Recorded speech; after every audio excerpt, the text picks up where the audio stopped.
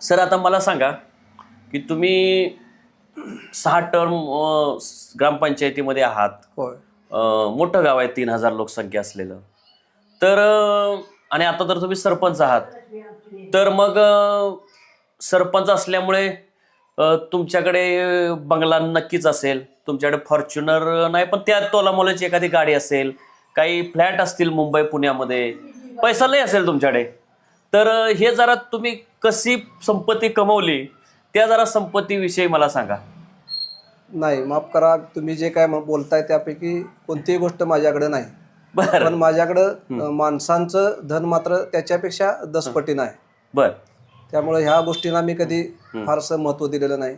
बर इथलं जे गावाचं वैशिष्ट्य आहे आणि जे मुख्य अधस्थान आहे बाळोमा, त्यांच्या विचारधारेप्रमाणे मी गेली 30 वर्षे काम करतो आलेलं आहे. आणि स्वतः कष्ट करणं आणि त्यांच्या इशाऱ्याप्रमाणे न्यायानं आणि नीतीनं वागणं, कोणत्याही प्रकारच्या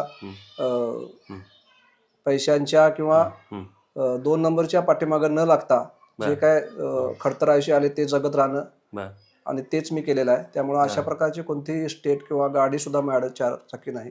मी स्वतःच्या मोटरसायकलनं रोजचा माझा दिनक्रम करतो. मी माझ्या कुटुंबाच्या चरित्रार्थासाठी नोकरी पण करतो आणि माझा स्वतःचा एक छोटासा उद्योग पण आता गेली 4-5-6 वर्षापासून चालू केलेला आहे. त्यावर माझे मी गुजर करत असतो. माझं कुटुंब त्यावर चालतं. आणि जे राजकीय किंवा सामाजिक काम आहे ते माझ्या वर प्रेम करणाऱ्या जीवाभावांच्या, सहकार्यांच्यावर आणि भक्तांच्या देणगीवर चालतं, जे मला प्रत्येक वेळी माझ्या कार्यक्रमाला, उपक्रमाला भरभरून मदत करतात. तीच माझी खरी दौलत आहे.